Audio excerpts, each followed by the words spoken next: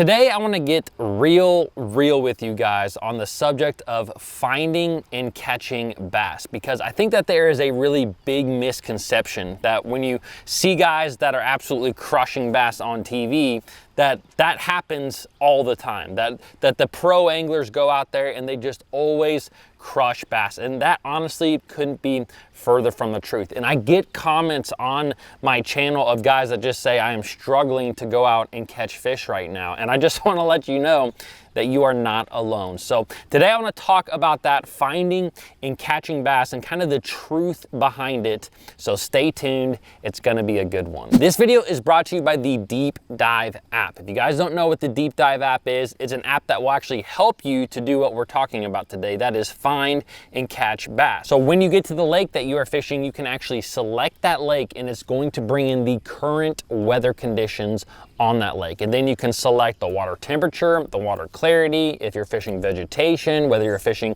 in the wind or protected areas. And then the app will spit out some strategies and some lures that you can use to attack the water. This is truly a tool that we have that can help you to locate and catch bass a lot quicker. So if that interests you, there's a free version and a paid version. And if you click the link down below in the description, you're greatly gonna help support the Bass Fishing HQ channel.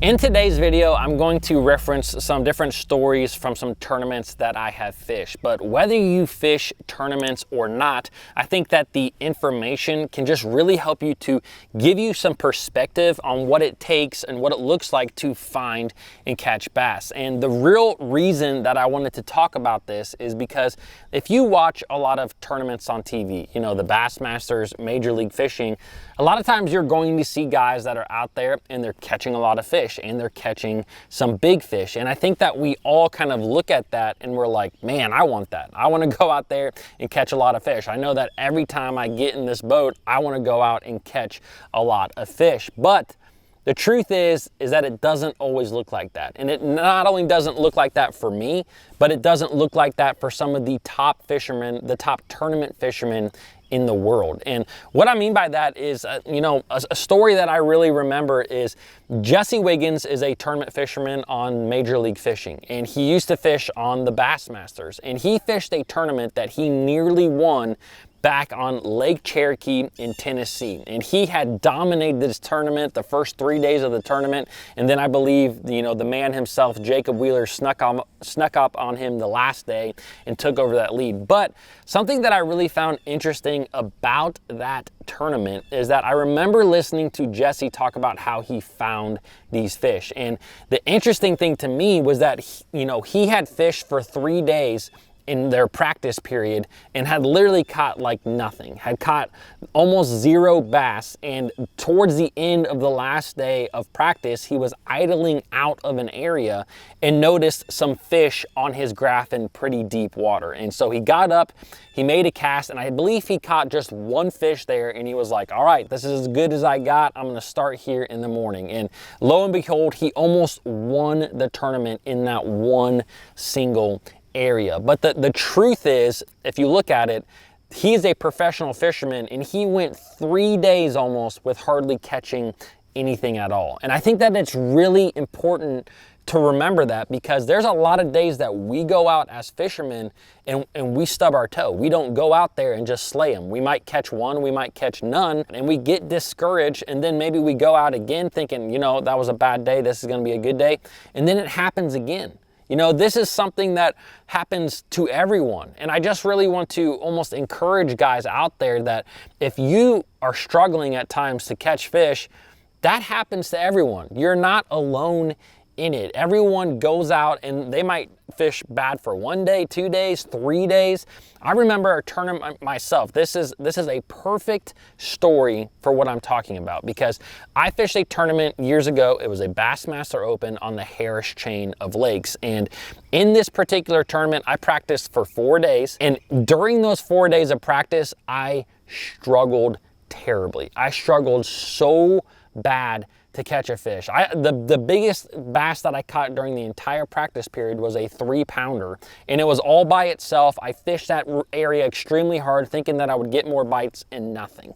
And literally throughout the rest of those days, I would catch one fish here and one fish there, and they weren't even big. They were like 13 incher, 14 incher. I mean like pound, 2 pound fish. And I'm fishing in Florida, right? Like in Florida, it usually takes 20 plus pounds a day. And I'm catching 1 pounders. And not only am I just catching 1 pounders, it's one here and one there. Like I was struggling so bad in this tournament that when I showed up to the boat ramp on the first day of the tournament, not only did I have no clue where I was gonna go, but I was almost in tears. And I know that you may be listening to this and think that that's pretty funny. And it kind of is when I look back in it, but I just take tournament fishing very seriously. And I remember almost being in tears on the way to the boat ramp thinking like, I don't know what I'm gonna do. Like I'm gonna go out there and just get completely embarrassed by myself. I decided going into that tournament day that, you know what, I'm just gonna go and I'm gonna hit every place that I caught 1 fish and maybe more fish showed up. That was my plan.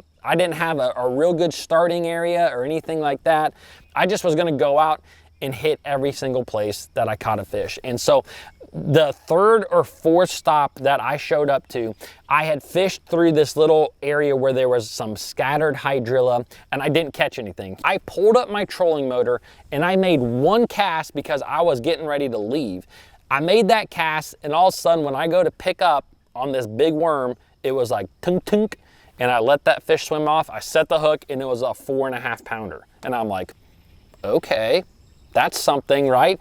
So I put the trolling motor back down, I cast back up to that same spot and I catch a 2 pounder, okay? And so now I have 2 fish for like 6.5 pounds, and honestly, I'm feeling good because of how bad my practice was.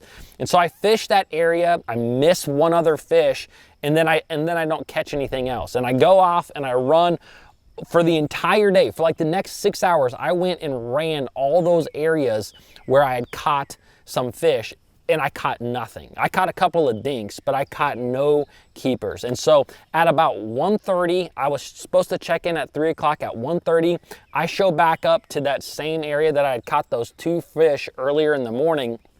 And I decided I'm gonna spend the rest of the day here and see what happens. But in that last hour and a half, I ended up catching 3 fish, including a 5 pounder and a 3 pounder in this really small area. And I ended up having 15 plus pounds the first day. Out of 225 guys, I was sitting in the top 30 of this event. You might actually see what I weighed in. You're like, man, that guy knows what he's doing. And I had no idea. I had no idea in this tournament. But the next day, because it was a 3-day tournament, everyone fishes 2 days, I went back to that same area, and guess what? When I got to where those fish were, I hardly caught anything. I caught 1 fish and I'm like, great, here we go again. But I decided to just move up a little bit shallower in that same area because it had gotten warmer and the fish were wanting to go up and spawn.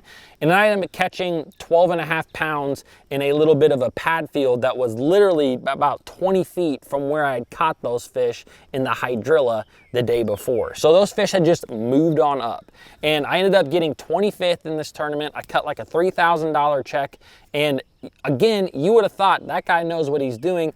And like I said, I had no idea going into that tournament. I was so scared that I was going to fail. And that just goes to show you what the truth is a lot of times behind finding and catching fish. And it's not just me, it's everyone. You know, there's a lot of guys that spend a ton of time behind their steering wheel or on the front deck of their boat, literally just fishing and fishing, trying to catch fish, and you go hours without catching fish, and then you stumble upon a little bit of something, you know, and you might find in 3 days of a practice period, you might find 3 spots over the course of that entire time, and that might be all that you have come tournament time, but you look like a hero because those 3 spots have a lot of fish on them. So I just wanted you guys to understand really the truth behind it. You're not always going out there and just absolutely catching a ton of fish. You know, there are days where that happens, right? There are lakes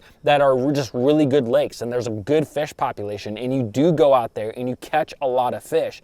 But for the most part, especially in today's, you know, day with so much fishing pressure, you don't go out there and just slay them all the time. You don't go out there and just catch them all the time. Even if you're fishing in ponds, you don't just go out and catch them in a pond every single time. I grew up on a pond, you know, a pond I knew very, very well, and I didn't catch them every single day out there. And there was days that I caught the crap out of them. So the point of everything is that if you are struggling, you can get out of that struggle, right? There might be just one spot or two spot you find in a day, but you can catch a lot of fish in that little area. And I just want to encourage you that this happens to everyone. Everyone goes through this. Everyone has those times where they're not catching fish. And, you know, we're getting into the summer, we're getting into, you know, the heat of the summer, and this can be some of the trickiest times to go out there and catch fish. So if you go out there and you don't catch them, don't give up. It's just a bad day. If you go out again and you don't catch them, it's just bad 2 days. We all have it. And so I hope that you guys enjoyed this video. It's just a little bit different, I know, from my typical videos, but I just think it's really important to just open up this conversation and to let you guys know that guys aren't just crushing bass all the time. If you did enjoy this video, then just let me know down in the comments and like this video. Now, last year I made a video on what it does take to be successful out on the water more times than not, and I'm going to leave that linked right here. So if you guys like this video is kind of in a similar manner, and I think you'll enjoy it as well. So thanks for watching, and I'll see you in the next video.